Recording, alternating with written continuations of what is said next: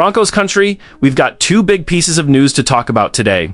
And I'm not gonna lie, the first one gave everybody that feeling you absolutely do not want to have during training camp. You know exactly what I'm talking about. Camp is finally getting physical. The pads are on. The intensity is climbing.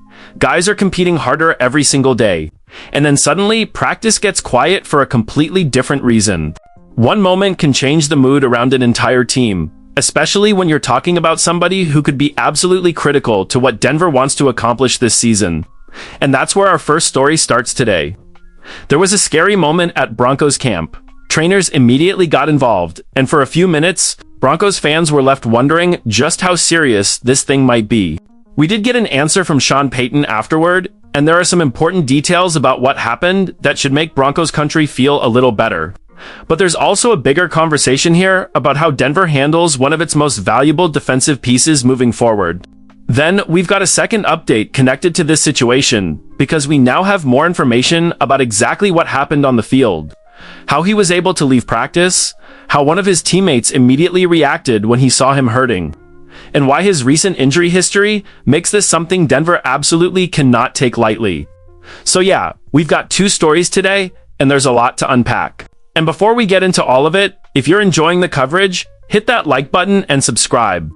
I'm Leo, and this channel is still brand new, so our first goal is getting this community to 500 subscribers. But I only want you subscribing if you're a real Broncos fan who wants to be here talking football with us from the beginning. If that's you, welcome aboard. Alright, Broncos country. Let's get into the first story. Now let's get into exactly what happened, because the player at the center of this scare is Nick Bonito. And when you understand just how important this guy has become to the Denver Broncos defense, you understand why seeing him limp off that practice field immediately got everybody's attention. Bonito went down during Tuesday's practice on day 4 of Broncos training camp during Denver's second padded practice. According to Mike Kliss of 9 News, the injury happened during a 9-on-7 drill, and the Associated Press described it as an inside run drill. Bonito appeared to injure his left leg and was clearly in some pain.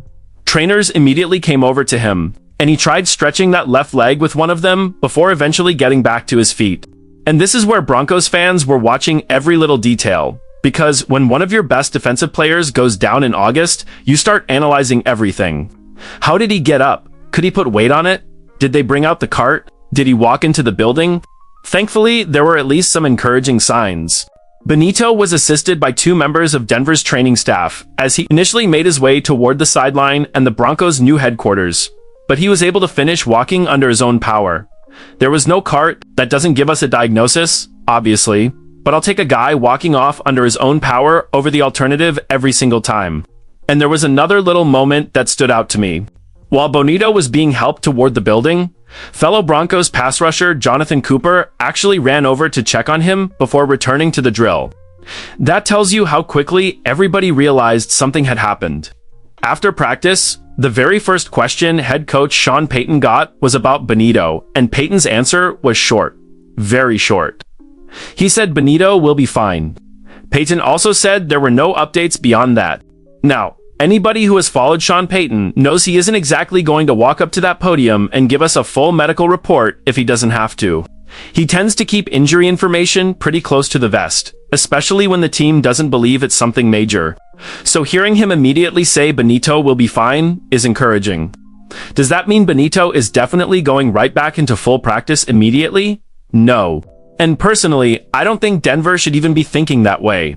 This is Nick Bonito. You protect this guy. If he needs to miss a few training camp practices, let him miss them. If Denver needs to be overly cautious for a few days, be overly cautious. Because Bonito isn't some player fighting for the last spot on the roster. He's become the Broncos' franchise edge rusher, and what he has done over the last couple of seasons has completely changed the expectations around him. He's 26 years old, entering his 5th NFL season, and he's coming off his 2nd consecutive Pro Bowl campaign. Last season, Bonito put up a career-high 14 sacks. And according to the Associated Press, he also recorded 28 quarterback hits. 14 sacks. Think about where this guy is now, compared with the beginning of his NFL career. He has developed into somebody opposing offenses have to account for, and he's become a major part of a Broncos defense that has helped fuel this franchise's turnaround over the last 2 years. Denver recognized that value before last season started and made a massive financial commitment to him. The reporting on the structure is described a little differently between the two reports we're discussing. Chad Jensen reported that Denver signed Bonito to a 4-year, $106 million extension that keeps him under contract through the 2029 season, while the Associated Press described the 4-year extension as being worth up to $120 million. Either way, the bigger point is obvious. Denver has made a huge long-term investment in Nick Bonito. He is part of the plan. And the expectations for 2026 aren't just for him to be good again. We're talking about a player who has been mentioned by national outlets as a potential Defensive Player of the Year candidate, and even somebody who could challenge for the NFL sack title. That is the level of conversation surrounding him now. And what I really like is that Bonito himself doesn't sound satisfied. When he spoke to the Broncos team website in July about what he wanted to improve going into year 5, his answer was basically everything. He talked about still having room to grow against both the run and the pass. He wants to keep fine-tuning his game, studying other players around the league who perform at a high level, taking pieces from what they do and finding ways to incorporate those things into his own game. That's exactly what you want to hear from somebody who just had 14 sacks. Because sometimes success can make a player comfortable. Bonito sounds like he wants more. But there is one thing that has to happen before we can start dreaming about Defensive Player of the Year awards, sack titles, another Pro Bowl, or anything else. He has to stay healthy. And that brings another important layer to Tuesday's scare. Bonito played at an extremely high level last season, despite dealing with a wrist injury throughout the year. The Associated Press noted that he played the entire season with a club on his right arm, and he underwent minor surgery during the offseason to repair that wrist. So this dude already showed us how tough he is. He played through that injury and still produced 14 sacks and 28 quarterback hits. That's a warrior. But being tough doesn't mean Denver should keep asking him to prove it. It means you protect him now so he can be that guy when the games actually count. And Bonito isn't the only Broncos starter who has given everybody an injury scare early in camp. Starting center Luke Wattenberg left Denver's first padded practice on Monday in pain with what was described as an apparent arm injury, and he did not return to that session. Again, Sean Payton didn't give us much. Regarding Wattenberg, Payton said the team would evaluate him and that he thought Wattenberg would be fine. And there was encouraging news there too, because Wattenberg was back out at Tuesday's practice, although he was not in pads. So within 2 padded practices, Denver had Luke Wattenberg leave one session and then Nick Bonito leave the next. That's exactly why I think the Broncos' gradual approach to training camp makes a lot of sense. Denver didn't immediately throw everybody into the deep end when the veterans reported. They opened with 2 acclimation practice days before Friday became the first official day of training camp. From there, the intensity and duration of the practices gradually increased. After 4 consecutive practices, when you include those 2 acclimation days, the Broncos rested on Sunday. Then came Monday, the first padded practice. Tuesday was the second padded practice, and it was longer and more intense. Sean Payton talked about that increased workload and the competitive periods toward the end of practice. And you could apparently feel that intensity boiling over. Because we even had a training camp scuffle involving tight end Evan Engram and nickel cornerback Joaquin McMillian. And come on, Broncos country, you know how camp gets. Guys have been lining up against the same teammates every day. The pads come on. Everybody is fighting for something. Somebody gets hit a little harder than they expected. Somebody says something, somebody shoves back, and there you go, training camp. I'm not worried about a little fire between teammates, honestly. I like knowing these guys are competing. What I am worried about is making sure that increased intensity doesn't cost Denver an essential player before the season even starts. And that brings us directly into the second story, because the additional reporting gives us a clearer picture of how scary the Bonito moment looked when it actually happened. Nick Bonito injured that left leg during the drill and went down in pain. He tried stretching it with a trainer. Then he got back to his feet. He initially needed assistance from 2 members of the Broncos training staff, and Jonathan Cooper saw what was happening and ran over to check on his fellow pass rusher. But Bonito ultimately finished that walk under his own power into the team headquarters. Again, no cart. And Sean Payton's message afterward remained the same. Bonito is expected to be fine. For me, that's the sentence I'm holding on to right now.